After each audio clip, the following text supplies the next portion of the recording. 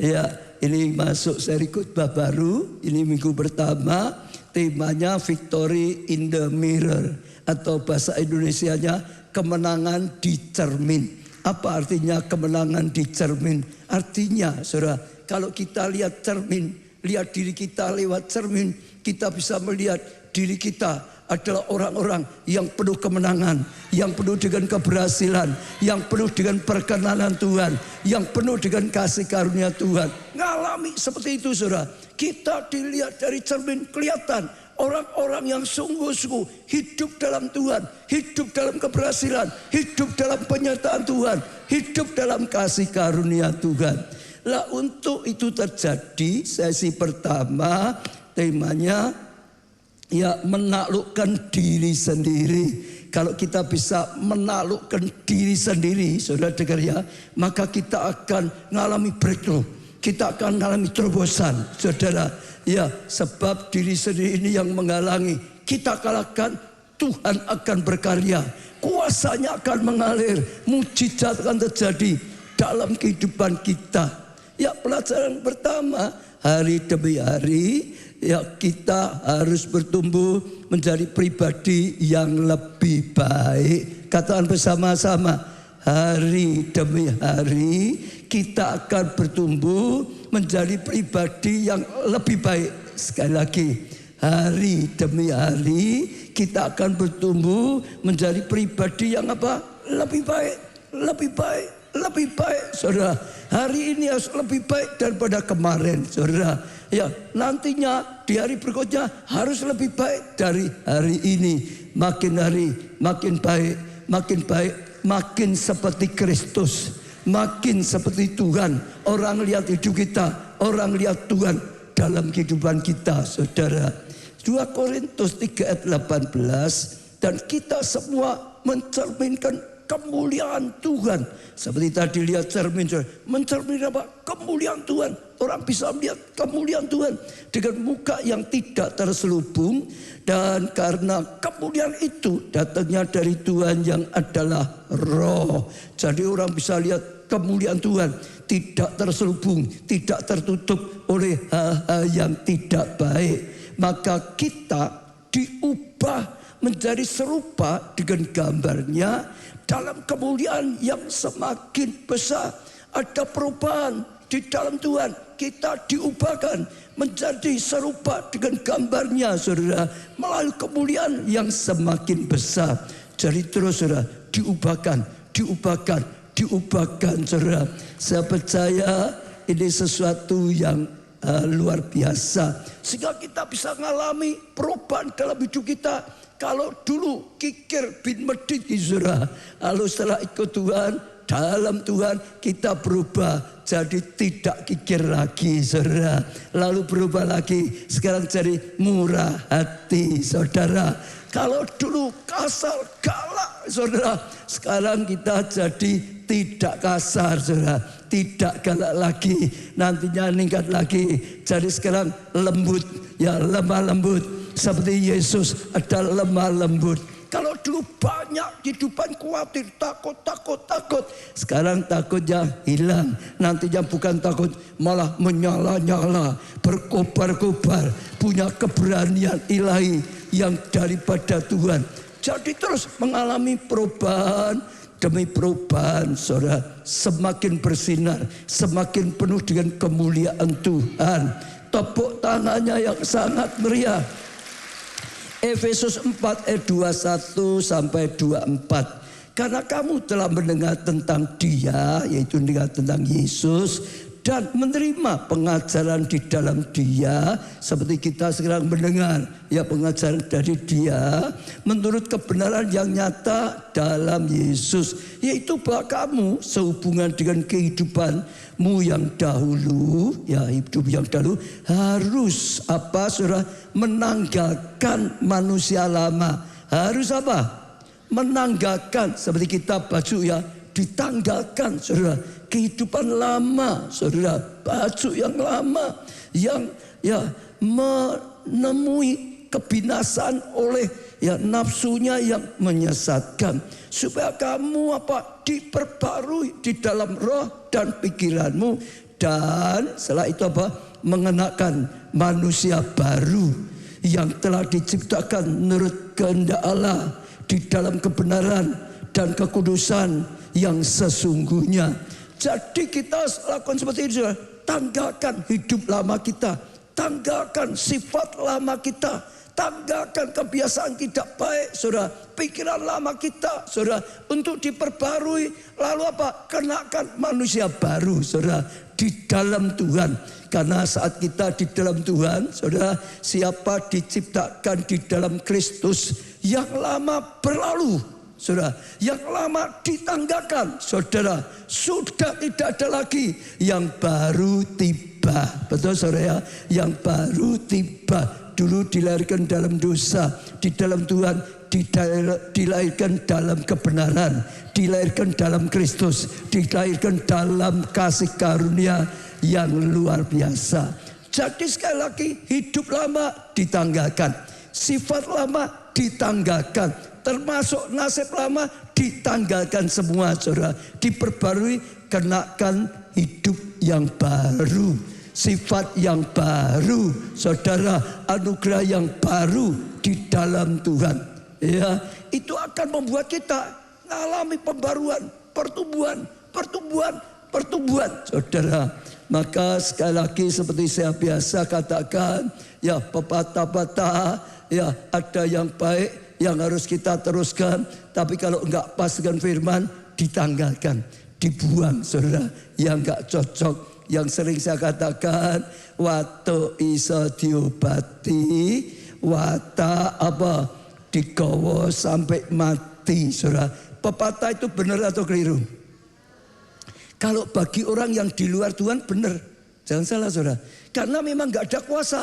Manusia itu untuk merubah sifatnya sendiri sulit, nggak bisa, saudara. Apalagi watak dasarnya, bawaannya nggak bisa berubah. Galak ya galak terus, saudara.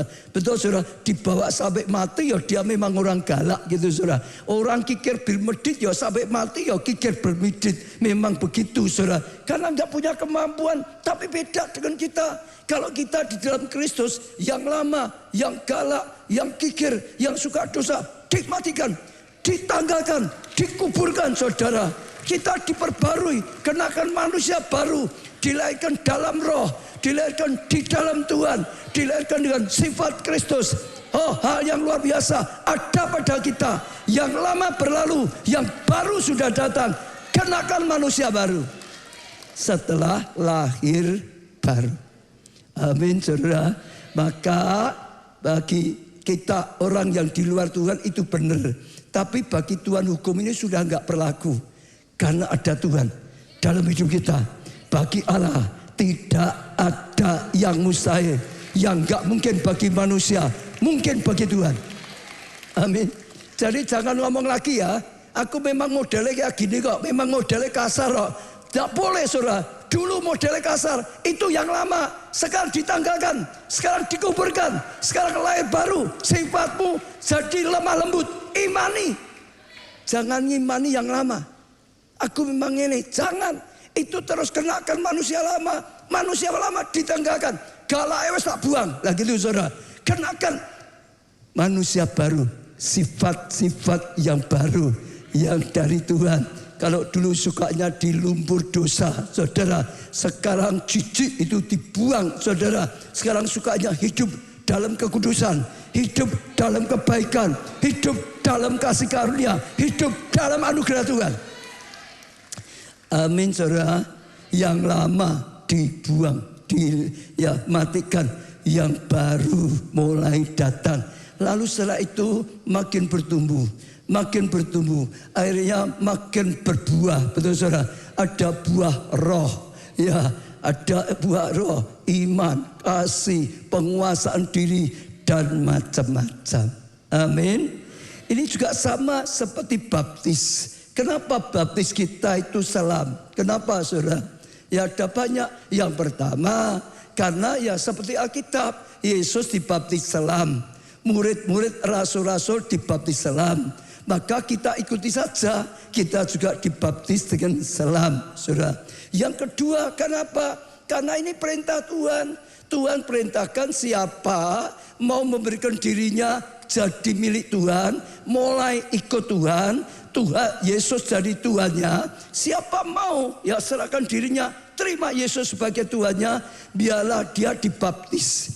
Ya, disahkan, diakui di depan umum. Sekarang aku milik Tuhan. Dengan baptisan itu mengakui, saudara, aku milik Tuhan. Saudara, itu perintah. Sebelum kita percaya sudah diberi syarat. Kalau engkau mau ikut Tuhan, ya ikutlah Tuhan, lalu disahkan, ya dibaptis saudara. Waktu saudara melangkah baptis, saudara itu belajar taat. Pertama kali belajar taat adalah saat percaya, berikan diri dibaptis, itu belajar taat. Kalau yang pertama kali perintahnya nggak bisa dilakukan, ada perintah baptis nggak taat, berikutnya perintah yang lain akan sulit taat. Betul? Tapi kalau perintah pertama ditaati, perintah kedua, perintah ketiga, perintah keempat akan mudah kita taati. Jadi yang belum baptis belajar taat. Nanti saudara akan mudah taat dengan yang lainnya. Amin. Dan kalau saudara dimeteraikan, disahkan di dalam Tuhan, saudara untung. Saudara jadi milik Tuhan. Pasti dipelihara Tuhan, pasti dijagai Tuhan, pasti dirawat Tuhan, pasti dilindungi Tuhan, pasti dapat kasih karunia anugerah, apalagi jadi anaknya. Luar biasa, untung. Dan yang tak saya tambah satu lagi saja, ada kaitan dengan pengajarannya apa? Waktu saudara diselam. Jadi besok kalau saudara baptis, disuruh masuk di bak, ya saudara. Mau diselam, saudara tangan saudara biasa suruh doa gitu saudara. Ya, lalu yang melayani satu doakan, satunya akan pegang tangan saudara. Ya, lalu kalau saudara sudah dipegang, saudara harus gini, pasrah itu saudara. Mau ditenggelamkan apa? Pasrah. Sekali lagi mau ditenggelamkan apa? Pasrah, percaya. Sekalipun ditenggelamkan, saya jamin diangkat lagi. Enggak selama-lamanya gitu saudara. Ya, betul tak saudara ya? Kenapa? Itu hanya punya arti. Artinya apa, saudara? Kenapa perlu ditenggelamkan? Artinya hidup lama dikubur, mati. Sudah nggak ada. Nasib yang lama, nasib sia dikubur. Sifat-sifat yang tidak baik dikubur. Sudah mati. Hidup lama dimatikan. Nanti bangkit. Hidup baru. Manusia baru. Diberi karakter baru. Diberi nasib yang baru. Diberi kasih karunia yang baru. Diberi anugerah yang baru. Itu arti baptis salam itu seperti itu. Maka saya dorong baptis, percaya saya. Jangan aku masih jelek kok, aku hidupku belum suci kok, nggak baptis, keliru. Justru kalau itu jadi konsep saudara, nggak pernah kudus. Karena urung baptis ora apa-apa kok. Melirik ya ora apa-apa. Belum baptis masih klenek-klenek enggak apa-apa. Saudara selamanya hidup dalam dosa. Tapi kalau saudara berani melangkah, saudara akan punya keputusan. Aku sudah baptis, nggak boleh lagi hidup lama, nggak boleh lagi yang tidak baik, buang semua yang tidak baik, buang. Sekarang hidup yang baik. Amin. Baptis, teriak saudara. Baptis, baptis, baptis. Katakan sebelah saudara baptis. Kalau belum baptis saudara, anugerah yang luar biasa. Amin. Ada banyak di Alkitab contoh-contoh. Dulunya hidupnya tidak baik, tapi ngalami makin hari, makin baik, makin hari, makin baik. Endingnya sangat baik. Seorang bernama Yefta, saudara. Dia anak perempuan Sunda. Sejak lahir sudah sangat tidak baik keadaannya, situasinya. Saya percaya berat loh. Mungkin orang anggap ini anaknya pelacur misalnya gitu saudara. Berat sekali bagi dia itu saudara. Lalu dikatakan dia sampai dibuang, disingkirkan. Ya ayahnya punya beberapa anak yang lain. Dianggap ini anak perempuan Sunda. Jadi enggak diaku, ditolak, diusir saudara. Sampai dia harus mengembara di mana-mana. Akhirnya saudara sampai jadi perampok.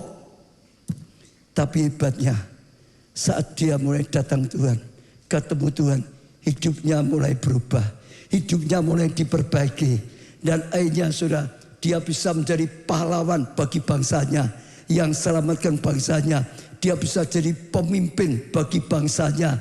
Dia yang menyelamatkan bangsanya. Endingnya hebat.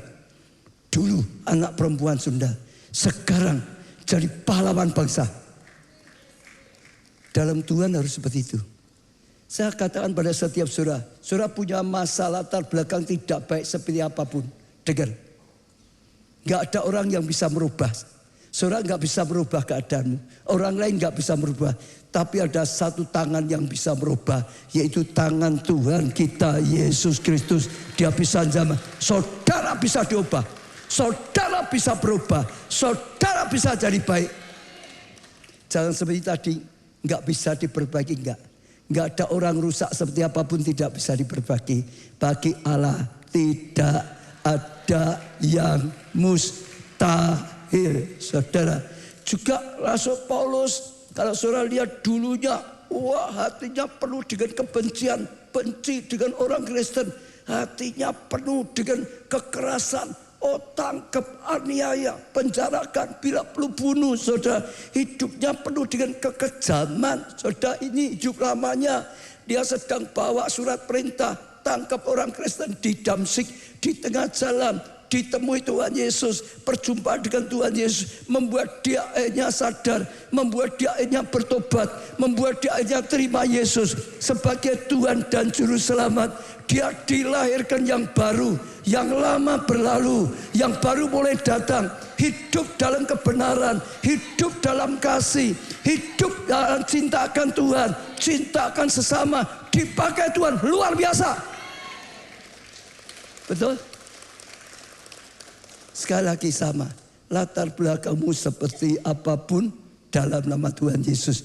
Perbuatan saudara sudah rusak apapun dalam nama Tuhan Yesus. Perempuan Samaria dulunya dia ganti-ganti laki-laki terus-terusan. Ketemu Yesus hidupnya berubah. Yang lama berlalu, yang baru sudah datang. Betul saudara?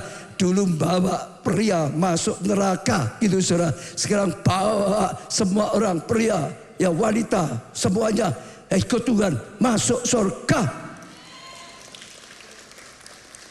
Sifatnya berubah, hidupnya berubah. Dia terus pakai Tuhan, selamatkan banyak orang. Dan itu kasih karunia, anugerah yang luar biasa. Amin saudara. Ya, jangan sampai ada di sini ya malah terbalik. Oh ini mantan hamba Tuhan. Nah, jangan sampai saudara. Dulu hamba Tuhan, akhirnya jadi hamba setan. Nah, jangan sampai saudara. Jangan sampai ada tuh yang ngomong, ini dulu pelayan Tuhan loh. Dulu, sekarang gak melayani lagi. Jauh dari Tuhan. Jangan sampai, amit-amit jangan sampai. Apalagi sampai, dulu ini orang Kristen loh. Sekarang sudah tidak lagi. Jangan sampai. Katakan jangan sampai. Saudara yang alami, jangan sampai. Berbalik pada Tuhan. Saudara akan lihat kasih karunia, saudara. Sebab kalau kita terbalik, endingnya hancur. Saudara, semua rusak. Salomo sejak kecil dididik Daud luar biasa. Dia sampai berkata, saat aku kecil, aku dididik oleh ayahku Daud, bertumbuh dalam kebaikan. Hampir dipilih oleh Tuhan jadi raja luar biasa. Tapi sayang, setelah mulai sukses, hatinya mulai tergoda untuk sukses di dunia, supaya banyak kerajaan yang lain tunduk. Anak-anak raja dari bangsa lain dijadikan istrinya, sehingga istrinya sedikit sekali. Oh, istrinya banyak sekali, gundiknya sedikit sekali. Endingnya dia banyak omong, sia-sia, sia-sia. Kedudukannya jadi sia-sia, bahkan hikmatnya jadi sia-sia. Semuanya sia-sia. Saat terbalik, jangan sampai saudara, dulu waktu masih di bawah, masih kekurangan, masih tidak punya apa-apa, setia pada Tuhan. Ikut Tuhan. Pondok Daud, doa pagi, doa puasa, ibadah semalam suntuk, setiap minggu ibadah, melayani Tuhan. Jangan sampai setelah sukses justru keliru. Dulu mendekat cari Tuhan sukses, jangan sampai mulai jauh dari Tuhan. Nggak ada lagi waktu untuk Tuhan. Waktu doa sudah kurang, waktu ibadah sudah kurang, waktu melayani, nggak ada waktu lagi. Jangan sampai terbalik. Endingnya sakit. Semua akan menjadi sia-sia. Kekayaan akan menjadi sia-sia.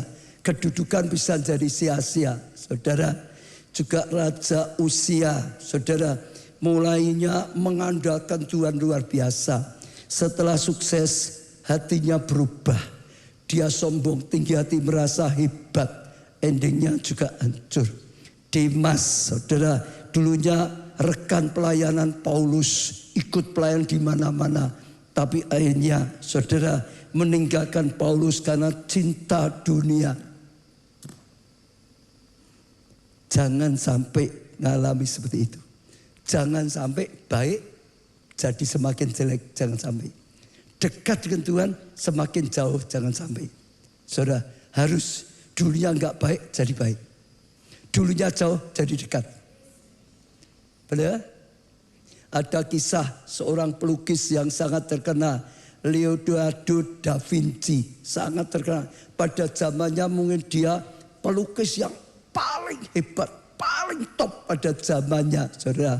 Satu kali dia yang melukis banyak, saudara, perjamuan terakhir banyak, termasuk Tuhan Yesus dan 12 murid-muridnya, 12 rasul. Dia waktu mau gambar, saudara, bukan penulis tapi pelukis, saudara.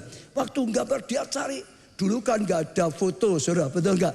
Nggak ada selfie itu, fotonya kan nggak ada. Jadi harus dia contohnya Tuhan Yesus apa? Nggak ada. Harus cari orang yang bisa menggambarkan seorang yang sungguh-sungguh wibawa, bijaksana, penuh kasih, kekudusan, penuh sinar kemuliaan. Harus cari orang seperti itu, gambarkan Yesus. Dia cari, ketemu seorang, dia lihat, wah ini cocok untuk menggambarkan Yesus. Wajahnya penuh dengan kemuliaan, kelihatan bijaksana, kelihatan penuh kasih, kesabaran. Lalu ditawarin, mau enggak kamu jadi model untuk aku melukis Yesus. Akhirnya dia ditawarin juga, aku bayar kamu. Mau, dan dia jadi model lukisan Yesus, saudara. Lalu pelukis itu melukis Petrus lah, melukis Matius lah, melukis yang lain, saudara, semuanya. Tinggal satu, Yudas. Yang terakhir dia mulai mau melukis Yudas, cari lagi siapa ya kira-kira yang cocok gitu loh. Modelnya pengkhianat gitu loh, modelnya pahit hati gitu loh, modelnya suka hidupnya rusak-rusak gitu loh, saudara. Cari, ketemu satu orang, ditawarin lagi, mau ndak? Ya jadi model aku melukis 12 murid bersama Yesus. Semua sudah lengkap, tinggal satu, Yudas. Aku lihat mukamu cocok loh dengan untuk jadi modelku, saudara. Wah, saudara. Akhirnya karena Leonardo lihat ini cocok, orangnya sudah gelap macam-macam gitu, saudara. Ya, lalu dibayar, dia mau. Saat ada di tempat lukisan, studio mau untuk dilukis, orang itu nangis, turunkan air mata. Lalu Leonardo nanya, kenapa kok engkau nangis? Dia diam, tanya lagi kenapa? Lalu dia menjawab gini, Leonardo, engkau lupa atau dengan aku? Leonardo bilang, kamu siapa? Aku enggak pernah ketemu kamu. Dia berkata, engkau lupa atau? Berapa waktu, kalau zaman dulu melukis itu, karena itu ya bisa tahunan. Berapa waktu yang lalu engkau panggil aku untuk model lukisan Yesus. Sekarang kau panggil aku lagi untuk model lukisan Yudas. Kau lupa tak? Leonardo kaget. Dulu wajahnya mencerminkan kemuliaan Tuhan. Sekarang wajahnya rusak. Mencerminkan Yudas. Rusak. Itu bisa terjadi pada manusia loh.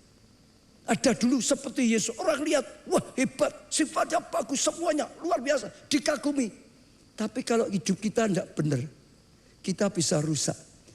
Orang lihat kita orang yang rusak, orang yang hancur, orang seperti itu.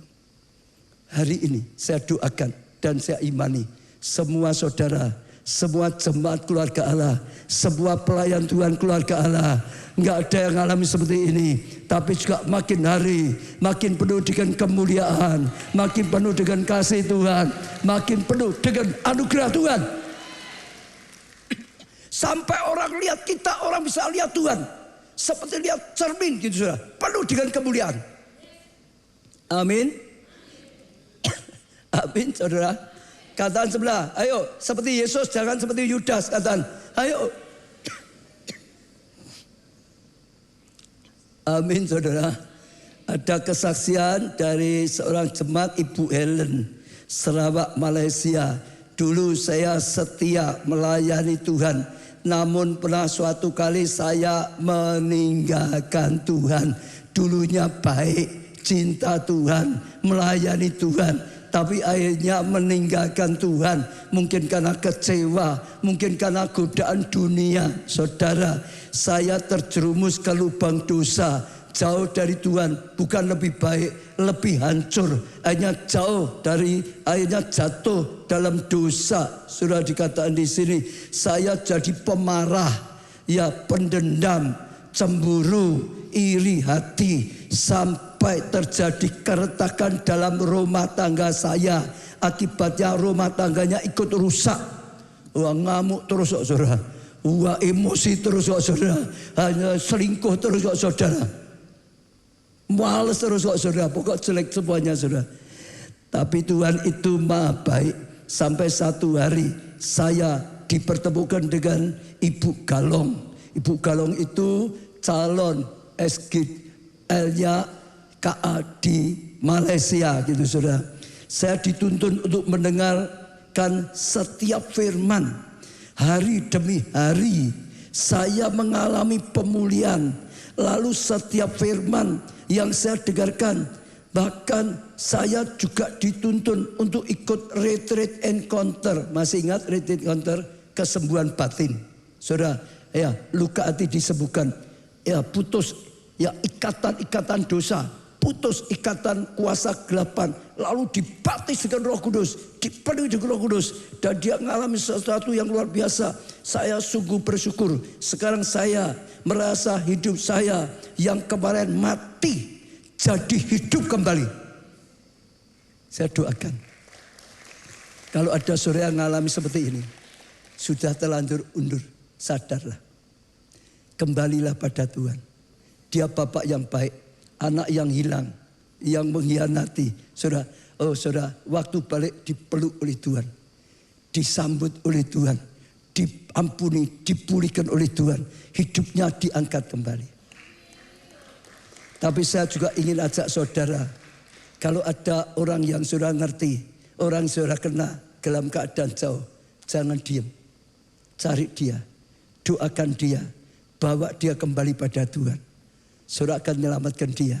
Saudara akan jadi anaknya Tuhan, alatnya Tuhan, penuh dengan kasih karunia. Satu kesaksian lagi Ibu Yermima, saudara, ya dari Purwokerto.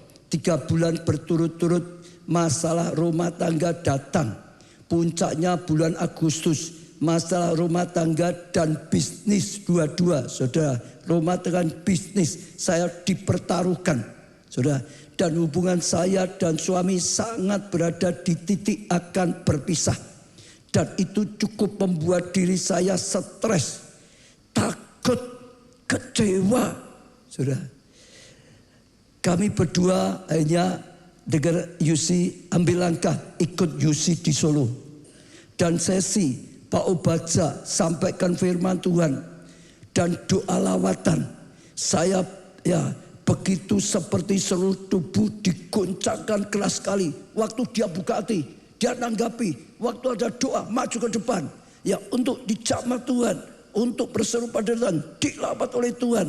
Ya tubuh digoncangkan keras sekali, lompat sana, lompat sini, girang sekali. Dan saya tidak tahu siapa yang menjamah saya. Sehingga saya rebah. Dan tidak lama saya lihat suami saya bisa bahasa roh. Dan menangis. Di mana saya lihat belum pernah suami saya menangis sampai seperti itu. Dia dijamah. Suaminya dijamah. Waktu apa? Buka hati. Ada panggilan. Datang dia datang. Ada panggilan maju dia maju. Ada panggilan buka hati, mereka buka hati. Tuhan jamah, luar biasa. Tepuk tangan untuk Tuhan kita. Malamnya kami pulang ke hotel. Ya, suami saya dekati saya dan berbisik pada saya, minta maaf. Sudah berubah, betul? Ini kalahkan dirinya, tidak egois. Berani minta maaf. Orang bertengkar itu biasanya merasa punya benar masing-masing, toh. Benar enggak, saudara? Suaminya mau minta maaf dan tidak akan meninggalkan saya.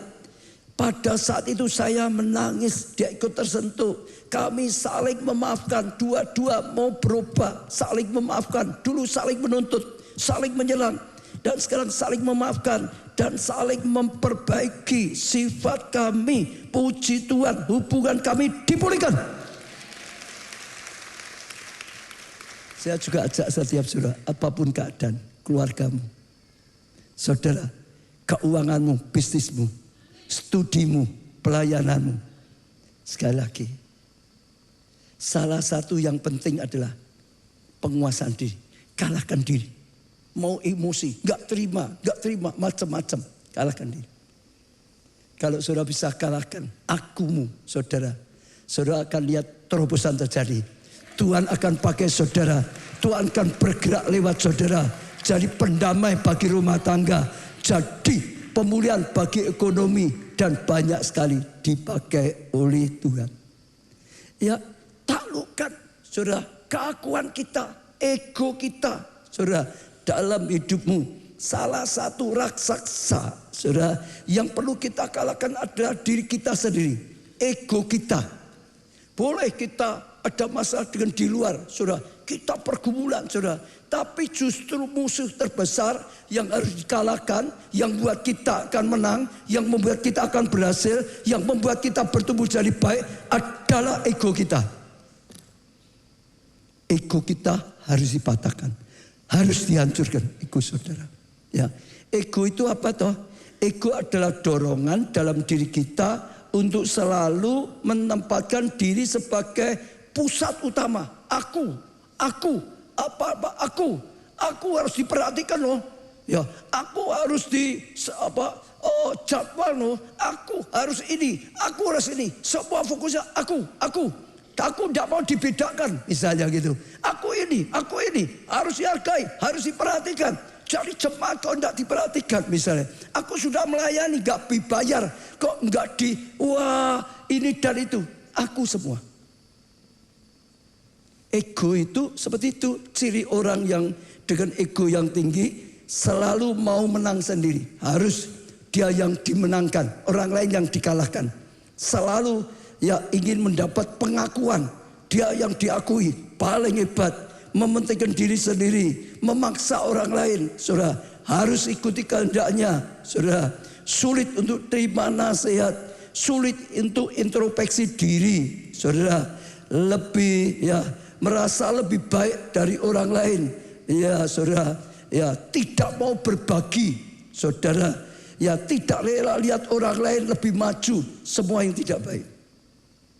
Masalah ego seperti itu yang selalu merusak rumah tangga, yang selalu merusak komsel, yang selalu merusak pelayanan, yang selalu merusak di tempat kerja.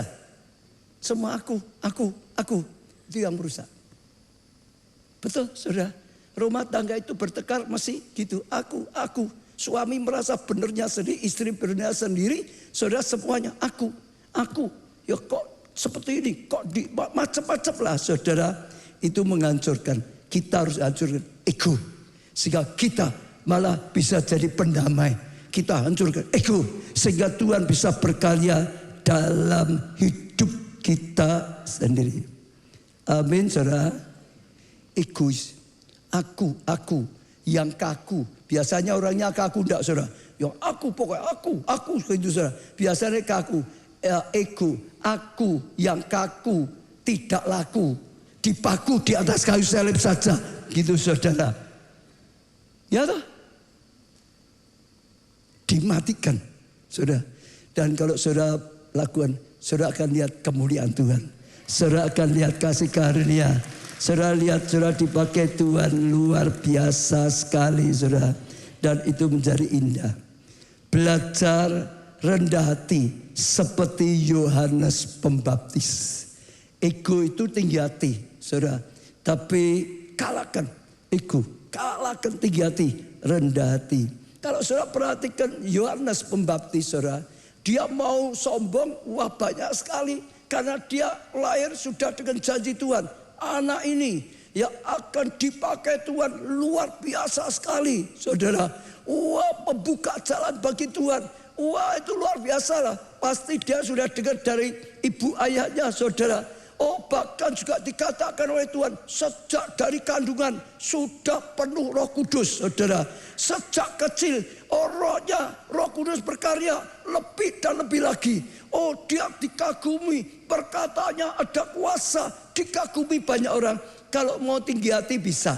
Kalau dia mau egois cari, ya popularitasnya sendiri supaya dia yang terkenal bisa. Tapi dia tidak mau.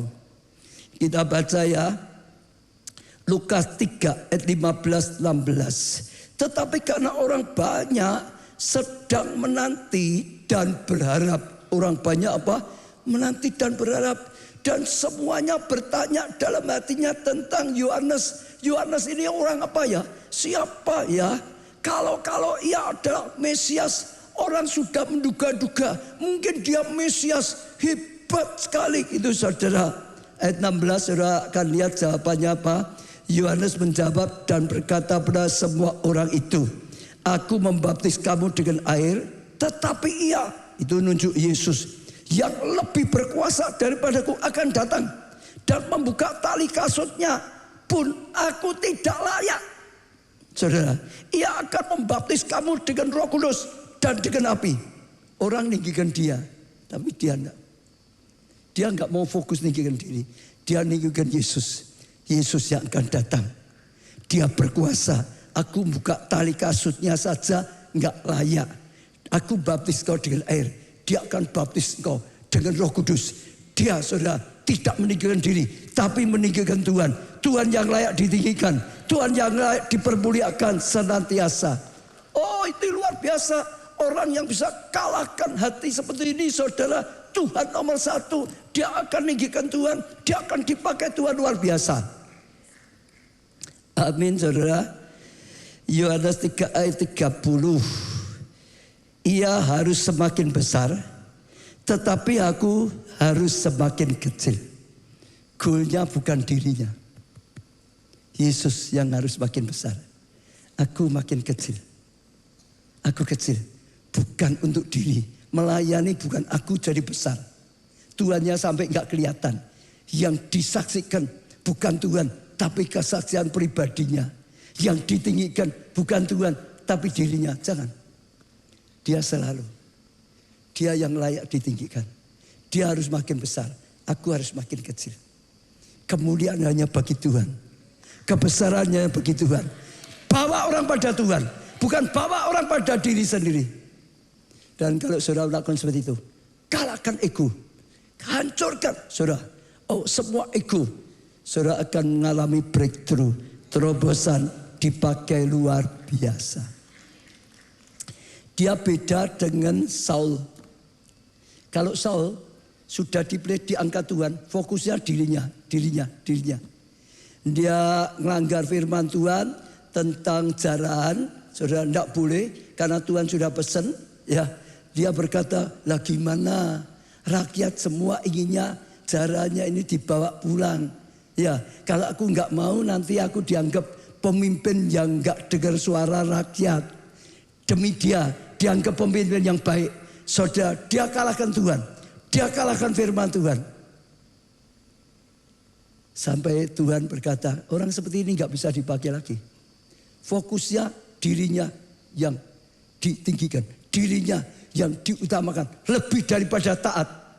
Kepentingan dirinya lebih daripada dengar-dengaran akan Tuhan. Yang kedua, sedang diserang Filistin. Dia butuh Samuel untuk buat misbah. Tanya, minta pertolongan Tuhan. Samuel nggak datang-datang. Musuhnya makin lama makin dekat. Dia nekat melanggar, bukan bagiannya. Sekali lagi ya, itu haknya Samuel. Dia nggak boleh, saudara. Tapi akhirnya dia nekat diambil, dilakukan oleh dia. Samuel datang, Samuel berkata apa? Kau bodoh. Seharusnya kerajaanmu dikokohkan. Seharusnya engkau mengalami pemenangan. tapi engkau sudah berlaku bodoh, maka dibuang, maka gak bisa dipakai. Tuhan cari orang lain, Daud. Saja saudara, ego dipatahkan, dihancurkan. Orang yang egoisnya tinggi, semua mementingkan diri, bukan mementingkan Tuhan. Kalau saudara dalam rumah tangga, demi kebaikan rumah tangga, rela kalahkan akunya, rela kalahkan kepentingan dirinya, saudara akan dipakai Tuhan jadi pendamai dalam rumah tangga. Dalam pelayanan, betul enggak? Ini kalau ribut, komselku rusak, ya sudah, aku ngalah. Dianggap salah pun ya sudah. Pokok demi komsel tetap baik, tetap berjalan. Demi kerukunan dalam ibadah, semua nggak salah paham. Aku sudah kalah, nggak apa-apa. Egonya dihancurkan. Orang seperti ini bisa dipakai oleh Tuhan. Saya tahu Tuhan bulan ini akan mengajar kita, saudara. Kalahkan ego seperti ini. Kalahkan, saudara, keakuan. Sehingga saudara nanti akan lihat cermin. Saudara orang yang berkenan. Saudara orang yang disukai Tuhan. Saudara orang yang memuliakan Tuhan. Saudara orang yang dipakai Tuhan. Saudara orang yang menang. Amin. Wah, itu luar biasa. Saudara, kunci mengalahkan ego yang paling penting, miliki hati hamba. Ya. Dan mau melayani. Aku hamba. Hamba itu kan melayani itu saudara. Betul enggak? Hamba itu melayani atau tidak? Ayo jemaat, miliki hati hamba. Hamba itu mau melayani, bukan bos. Kalau bos ingin dilayani, ya atau ya? Ya atau ya? Matius 20 ayat 28. Sama seperti anak manusia atau Yesus datang bukan untuk dilayani, melainkan untuk melayani dan untuk memberikan nyawanya menjadi tebusan bagi banyak orang. Betul saudara? Dia datang bukan untuk dilayani, dia datang untuk melayani. Bahkan rela berikan dirinya, korbankan dirinya, rela berkorban supaya rencana Allah Tuhan terjadi. Di kayu di Taman Getsemani itu bukti dia kalahkan akunya. Dia sempat berkata kalau boleh cawan itu lalu, itu akunya saudara. Tapi jangan kehendakku, jangan akunya, kehendakmu Bapa yang jadi. Itu dia hancurkan keakuannya. Dia kalahkan keakuannya. Biar terjadi sesuai kehendak Tuhan. Biar jadi berkat. Biar banyak orang bisa diselamatkan. Dia rela dikorbankan. Dan dia juga bukan hanya ngomong, dia persembahkan semua. Di atas kayu salib tadi, saudara ya.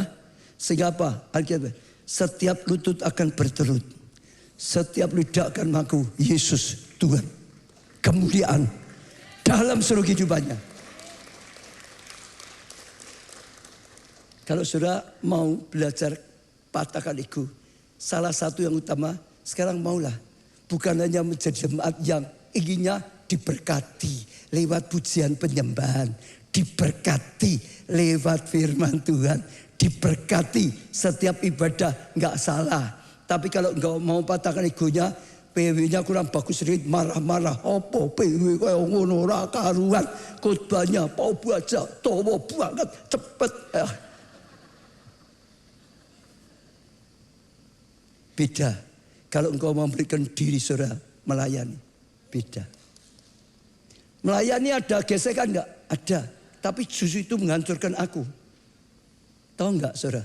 Justru itu membuat engkau ya mengalami proses dilembutkan. Saudara, itu salib. Dan saudara akan bertumbuh. Jadi lembut. Saudara akan bertumbuh karakter ilahi. Saudara bertumbuh dalam kasih karunia, dalam anugerah Tuhan. Kata sebelah, melayani. Di gereja ada banyak pelayanan.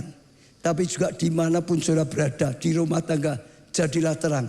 Di tempat kerja, tempat sekolah, jadilah terang. Dimanapun tempatkan, jadilah terang. Ya, bawa banyak orang pada Tuhan. Minggu bawa ke gereja. Sehingga banyak orang diselamatkan. Saudara berguna bagi kerajaan Allah. Anggota Komsel Siapa di sini anggota Komsel? Angkat tangan. Anggota Komsel, angkat tangan. Jangan seumur hidup jadi anggota Komsel saja. Maunya dipimpin terus, maunya diperhatikan terus, maunya didoakan terus. Mulai. Tidak hanya untuk diri saya, mau dipakai oleh Tuhan. Mau jadi berkat. Ambil langkah. Saudara akan makin dewasa. Jadi anggota lebih enak, tidak banyak masalah. Tapi dewasanya sulit. Ada yang aku wis Kristen loh, lama, berapa lama? 10 tahun tuh, lebih. 20 tahun, lebih. 30 tahun, lebih. Wah, sejak gereja pertama ya, 36 tahun, lebih. Gereja ini belum lahir, aku sudah jadi Kristen. Kamu belum lahir, aku sudah jadi Kristen. Tapi diajak mimpin doa aja tidak berani, tidak bisa. Halo? Ayo? Masih sudah tersinggung. Gak diperhatikan, marah. Gak dapat tempat duduk. Kalau ini enggak ya masih ada. Jangan saudara. Ayo bertumbuh. Makin hari makin berkenan. Makin hari makin berguna. Makin hari makin dipakai oleh Tuhan. Luar biasa. Jumat kemarin ada satu tamu namanya Ibu Lili. Saya ketemu dia, saya kaget. Loh, dia itu dari Bandung. Dulu waktu saya layani ulang tahun gereja di Bandung, dia salah satu yang paling banyak terlibat dalam pelayanan. Salah satu ya saudara ya, luar biasa. Saya tanya, dari Bandung ya, ikut ya saudara. Jadi sampai di sini ya, saya tanya, hanya mau ikut itu, miracle ya dari Bandung. Dia bilang ya, tapi juga dia berkata, karena masih ada yang lain keperluan di Solo. Nah ceritanya begini saudara, lalu dia cerita panjang lebar. Dulu waktu COVID saudara, dia itu sudah berat sekali saudara. Kenapa? Suaminya meninggal, anak-anaknya semua di luar negeri saudara. Dia sendirian di rumah, jadi dia mengalami berat kosong. Lalu dia cari lewat media, ketemu lewat YouTube khotbah saya. Lalu dia mendengarkan, merasa dikuatkan imannya, merasa dibangunkan saudara. Lalu dengarkan khotbah dari Pastor Jo, saudara, Bu Rita, dibangun. Setelah selesai COVID, dia mulai ikut onset saudara. Di situ dia ikut semuanya. Lalu selain ibadah, komsel, lalu setelah itu ikut som saudara, ikut retreat encounter saudara.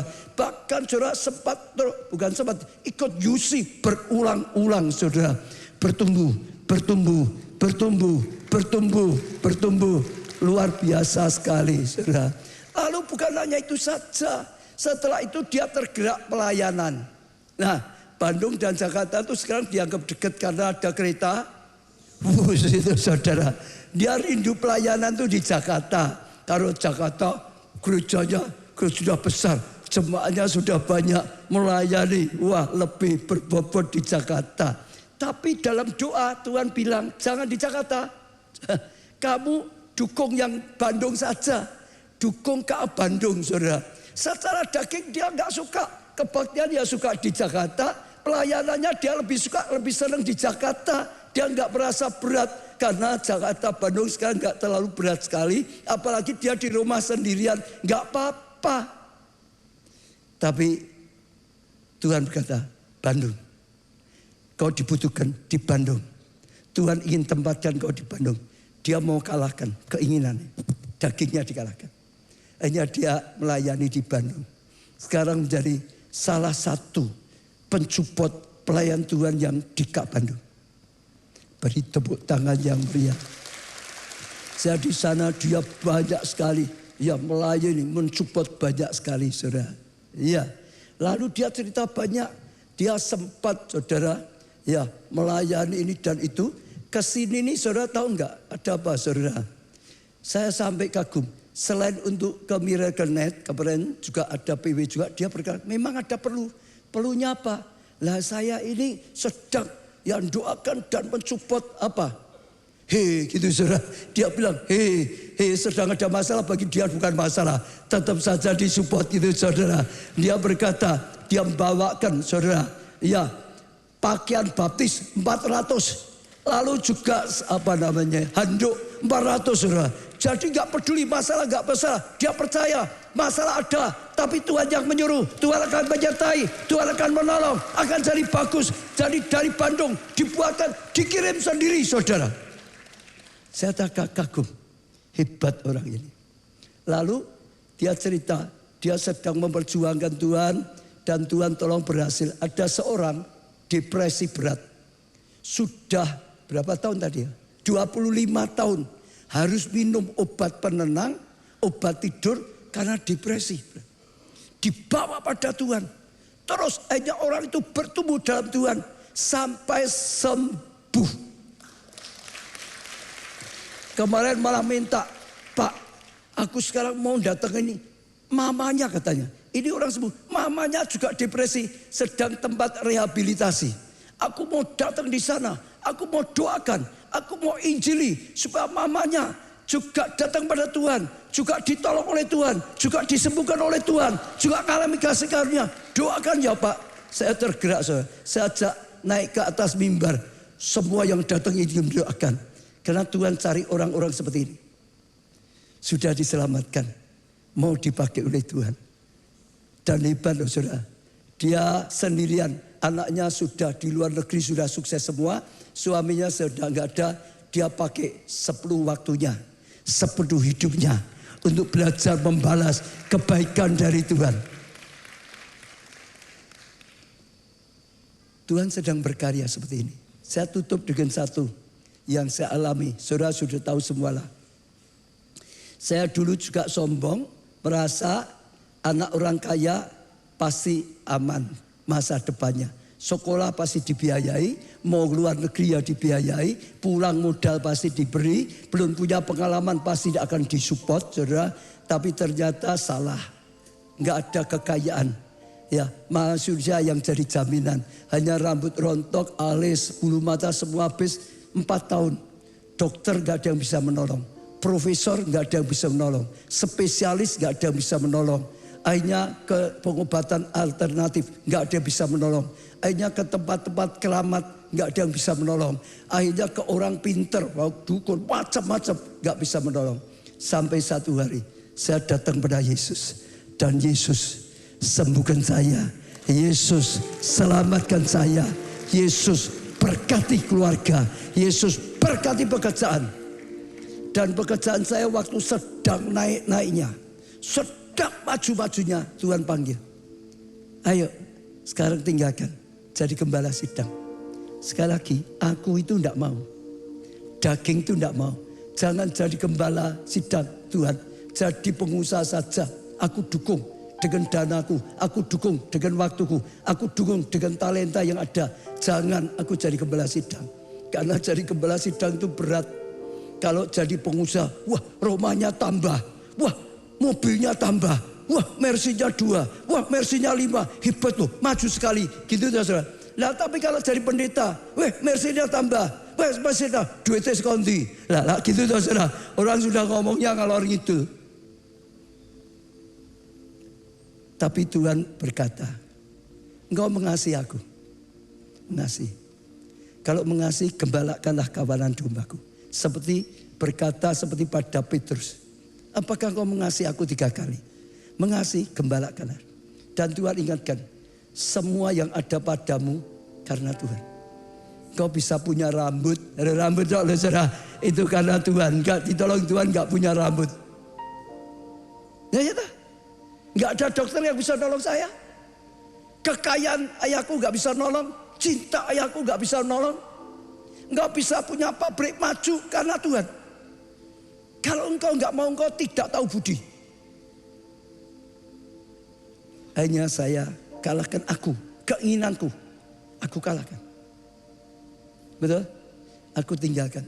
Aku melayani, jadi gembala sidang. Barulah saat ini ada yang namanya pendeta Obaja.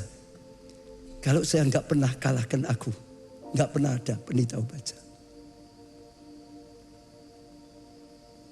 Hari ini yang penting Tuhan sedang berkata, ayo engkau mulai berubah makin baik. Makin baik sampai kalau engkau bercermin tentang dirimu, engkau lihat dirimu orang yang benar, dirimu orang yang diurapi, dirimu orang yang berkenan di hadapan Tuhan, dirimu orang yang diurapi, dirimu orang yang dipakai Tuhan, dirimu orang yang menang dan berhasil. Buka hati, terimalah, saudara akan mengalami. Kalau Tuhan sudah berfirman, kita mau buka hati, kita mau terima, Tuhan berkarya. Waktu saya lakukan, maka Tuhan yang sertai, maka Tuhan yang urapi, maka Tuhan yang berikan kemampuan, maka Tuhan yang berkati, maka Tuhan yang bawa dari kasih karunia pada kasih karunia. Saya doakan setiap jemaat, setiap pelayan Tuhan mengalami firman ini. Dan nanti kalau saudara bercermin lagi, saudara bersyukur pada Tuhan.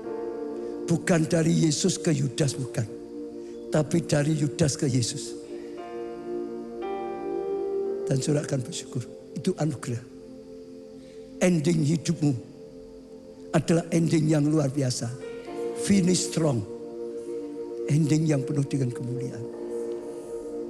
Itu pesan firman. Kita akan lakukan perjamuan kudus. Perjamuan kudus itu contoh teladan Yesus. Bagaimana dia penguasaan diri. Dia kalahkan keakuannya. Kalau boleh cawan itu lalu. Itu keinginan. Tapi dia kalahkan keinginannya. Jangan keinginanku.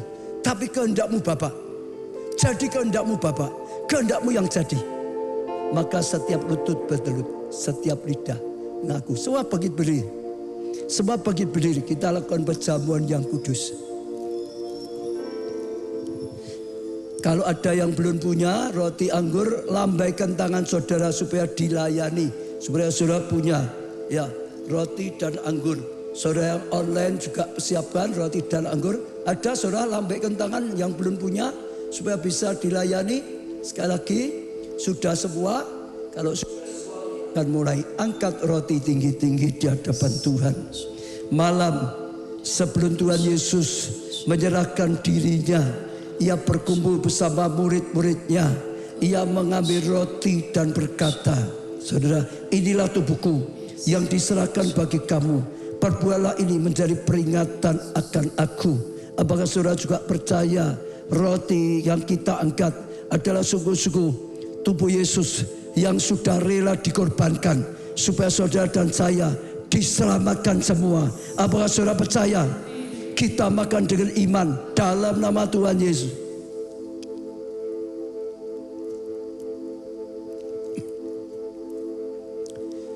Demikian juga ia mengambil cawan sesudah makan lalu berkata, cawan ini adalah perjanjian baru yang dimeteraikan oleh darahku. Perbuatlah ini setiap kali kamu meminumnya menjadi peringatan akan aku.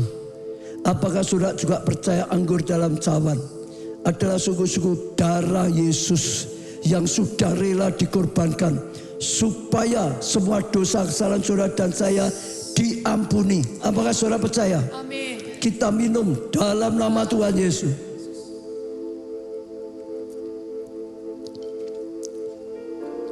Orala pasaka, datang pada Tuhan saudara, datang pada Tuhan. Ucapkan terima kasih, ucapkan syukur pada Tuhan. Tuhan kasih-Mu luar biasa. Tuhan kau rela korbankan segala-galanya. Engkau Allah yang Maha Kuasa. Engkau rela turun ke dunia. Jadikan manusia yang fana, yang penuh dengan kekurangan seperti kami. Bahkan kau rela dilahirkan di kandang supaya semua manusia golongan atas, menengah sampai bawah bisa datang, bisa dapat anugerah. Oh Tuhan, setelah besar kau rela tinggalkan pekerjaanmu. Oh keliling ke kota demi kota, desa demi desa, beritakan Injil, beritakan kabar keselamatan. Oh Tuhan, bahkan kau rela setelah itu serahkan dirimu. Oh gantikan kami, terima hukuman yang harusnya kami terima. Terima segala kutuk, terima semua siksakan, terima semua penderitaan ditimpakan dalam dirimu Tuhan. Engkau tidak pernah mengeluh, engkau tidak pernah berontak. Engkau serahkan Tuhan, dan engkau mau Tuhan aku dikalahkan. Oh bukan kehendak-Mu Tuhan, tapi kehendak Bapa yang Kau genapi menjadi teladan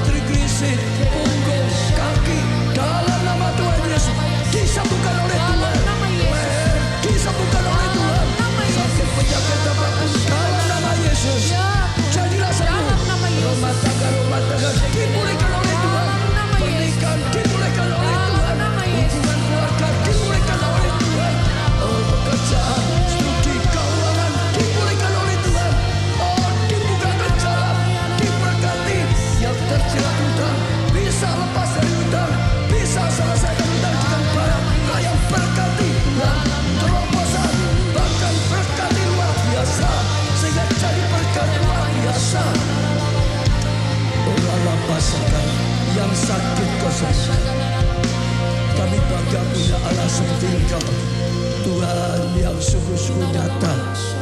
Dalam nama, di atas segala nama, itu namamu, Tuhan Yesus Kristus. Amin.